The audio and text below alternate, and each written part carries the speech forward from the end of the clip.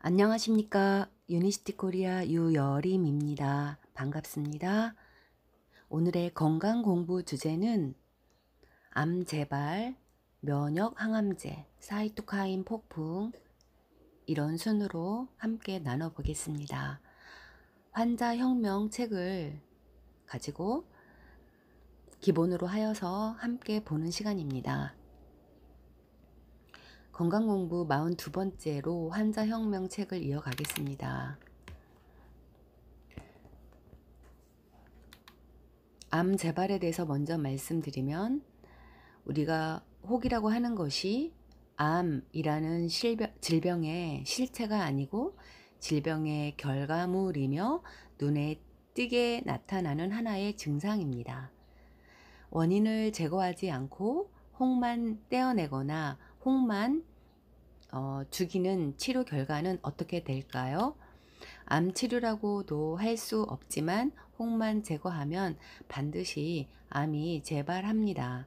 현대 암 치료 가장 큰 문제점이 암 재발입니다. 암 치료를 받는 대다수 암 환자들과 가족들이 겪는 암 치료 사이클이 있습니다. 병원에서 하는 암 치료 사이클을 말씀드리겠습니다. 먼저 항암 또는 방사선 치료를 합니다.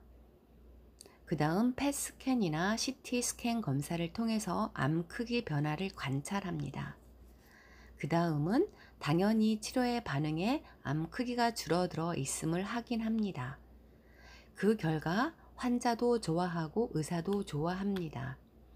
그러다가 한참 지난 뒤 다시 검사를 했을 때 암이 커졌거나 사라지지 않고 크기에도 변화가 없는 것을 확인하고 실망과 좌절을 합니다. 다시 추가의 항암 치료가 시작되고 다시 검사를 합니다. 그러기를 몇 번씩 반복합니다. 그러다가 한참 만에 다시 검사했더니 암이 커졌다거나 다른 곳으로 전이한 것을 발견하게 됩니다. 재발암은 원래 암보다 10배 이상의 공격적이고 흉폭하다는 특징이 있습니다. 미국 암학회에서 출판하는 암 환자용 안내 책자가 있습니다. 암 환자용 안내 책자에는 암 재발 시에 직면했을 때 심리적 불안을 어떻게 극복하십니까? 라는 친절한 제목의 안내가 있습니다. 암이 재발했을 때 실망과 혼란에 빠진 환자들이 어떻게 대처를 하는지 알려주는 교육 자료입니다. 이게 무슨 의미입니까? 거의 모든 암이 재발을 한다는 의미입니다. 이상 암 재발에 대한 내용이었습니다. 오늘의 두 번째 주제는 면역 항암제, 사이토카인입니다. 항암제에 대해 공포감, 거부감이 커지자 제약회사와 의학계는 보다 나은 항암제 신약 개발을 하게 되었습니다. 최근에 주목받는 것이 면역 항암제입니다. 1세대 항암제는 독성 항암제, 2세대 항암제는 표적 항암제, 3세대 항암제는 면역 항암제 시대라고 합니다. 면역은 항암제의 부정적 이미지를 싣기에 좋은 이름이었습니다. 획기적인 암 치료제가 등장했다며 제약회사와 언론계, 의학계는 좋아했습니다. 그들이 저토록 좋아하는 이유는 암 환자를 도울 수 있게 되어서일까요? 암 환자를 도울 수 있게 되어서가 아니기 때문입니다. 면역 항암제의 비용을 보세요. 우선 가격을 보면 1회 투여시 3천만 원입니다.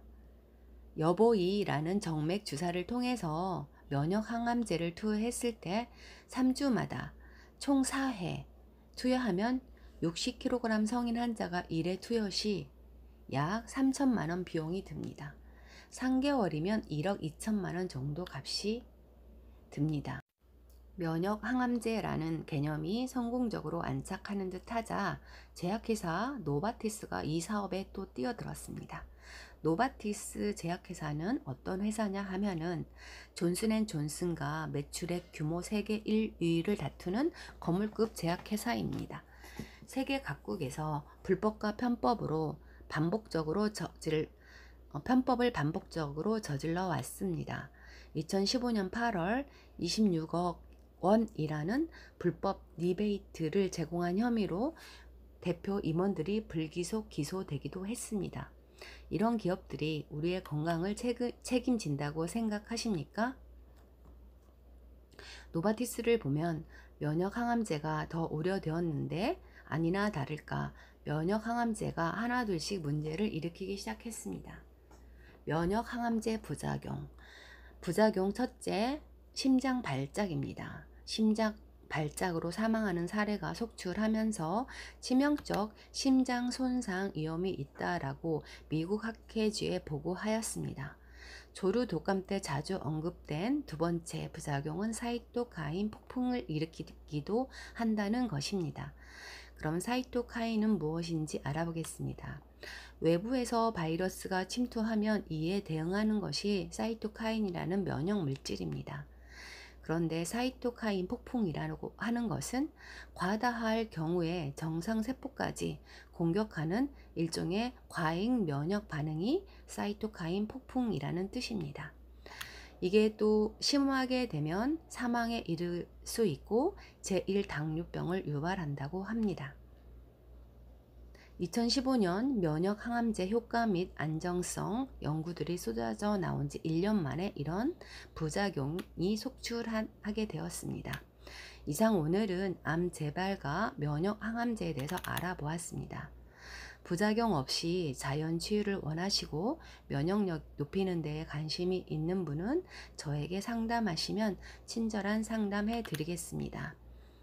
여러분 끝까지 들어주셔서 감사합니다. 건승하세요.